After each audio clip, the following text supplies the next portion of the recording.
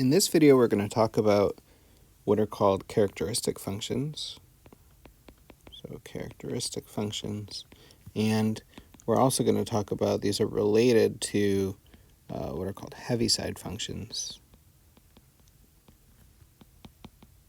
Heaviside is the last name of a mathematician who used these functions regularly. So what we're going to do, before we actually formally even define what these are, I want to find the Laplace transform just by using the definition. I want to find the Laplace transform of the function f, where f is going to be a piecewise function that's going to be 1 if, say, t is between 3 and, let's say, 10, and 0 otherwise. There's nothing special about 3 and 10, by the way. This works for any values a and b. Again, since we're talking about the Laplace transform, I'm going to assume that those a and b are positive. But, all right, so let's get to work. So this Laplace transform is going to be the integral from 0 to infinity, e to the negative st, times f of t dt. And you can think of this as the integral from 0 to 3, plus the integral from 3 to 10, plus the integral from 10 to infinity. Okay, so plus the integral from 10 to infinity. So just breaking it up that way. And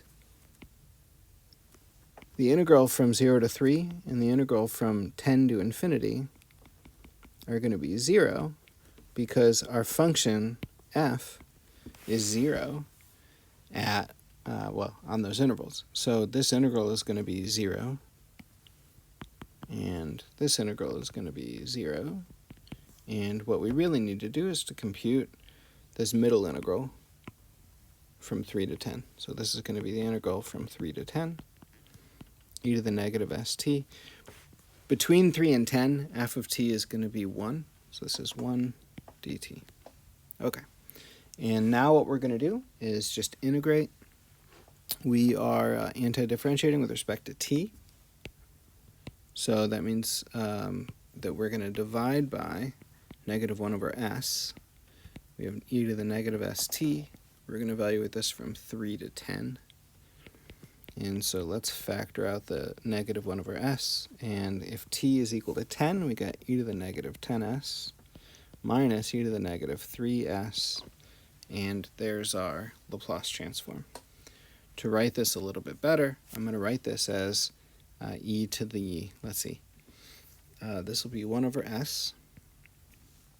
I'm just going to distribute the negative through. So this is going to be 1 over s,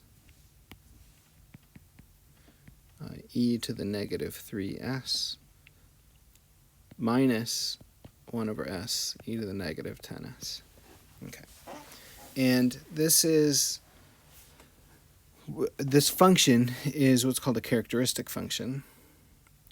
This characteristic function is, so characteristic functions are functions where what we have is, really these are defined over any set, but we're going to define them specifically over an interval. We use chi, the Greek letter chi, for characteristic.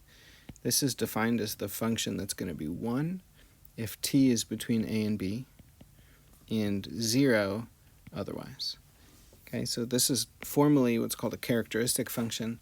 The reason why these are useful and the reason why these come up a lot, and actually the reason why they come up in the context of our course, is that if I were to integrate some function, say f of t times the characteristic function, think about what's going to happen. Right? If this characteristic function is 0 outside the interval from a to b, this is just going to turn this into a nice finite integral of f from a to b. Okay, so that's how the characteristic function gets used, and that's why it is so useful. So that's again called the characteristic function. So in general, I think it's worth just writing this down. The Laplace transform of the characteristic function over the interval from a to b is going to be 1 over s e to the negative as minus 1 over s e to the negative bs. Okay, so just replacing our 3 and 10 with a and b in general, that's what we get. So this is another value on our table that we have. All right. There are also what are called Heaviside functions. So the Heaviside function is a kind of characteristic function. It's a certain type. And the Heaviside function is going to be denoted u of t. And what it is it's going to be 1 if t is greater than or equal to 0, and 0 otherwise. So it's 1 if t is greater than or equal to 0, and 0 otherwise. So you can think of u as the characteristic function from 0 to infinity. Okay, nothing mysterious yet. The next step, though, is to talk about the shifted Heaviside function. So the shifted Heaviside function. And what we're going to do is the same thing that we did with the Dirac delta. We're going to shift it by a. So the shifted Heaviside function, we're going to denote u sub a. So u sub a of t, and this is going to be 1 if t is greater than or equal to a, and 0 otherwise. Again, for the sake of our course, we're always going to assume that a is positive. If a is negative, then this function is just always going to be 1, and integrating anything by 1 doesn't change anything. It's not very interesting. But what we're going to do is let's think about the Laplace transform of this Heaviside function. So let's calculate just by hand. So let's calculate the Laplace transform of the shifted Heaviside function, and that's going to be the integral from 0 to infinity, e to the negative st, u sub a of t dt. And this is going to be 1 if t is greater than or equal to a, and it'll be 0 otherwise.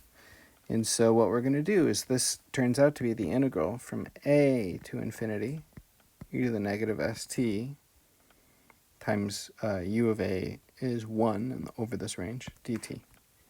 And now if we evaluate this integral, we're going to have negative 1 over s, e to the negative st, from a to infinity.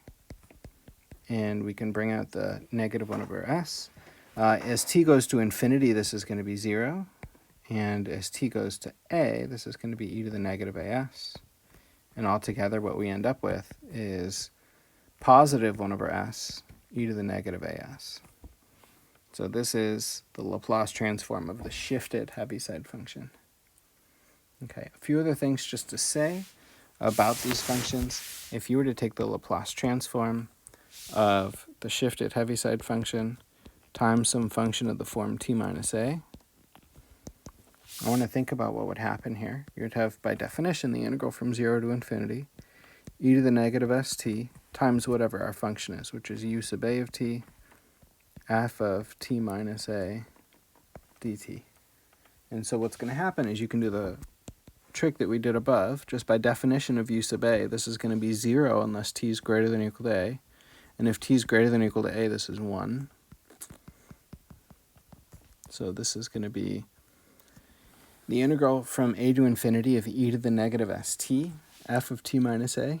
From here we can substitute u is t minus a. That makes du dt. And let's think about our bounds. If t goes from a to infinity, then u is going to go from 0 to infinity. And let's see, t is going to be u plus a. So this is e to the negative s, u plus a, f of u du.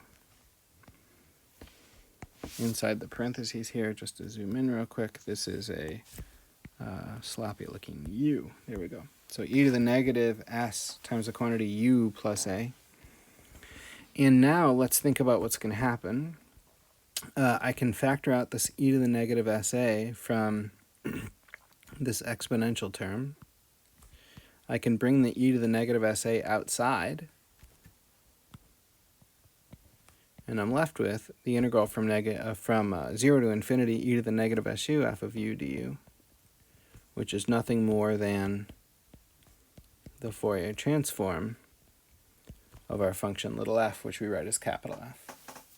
Okay, and so that's how this is going to work. So therefore, just to write this out, we're almost done with all of the values on our table. This is, we just showed that the Laplace transform of u sub a of t, f of t minus a.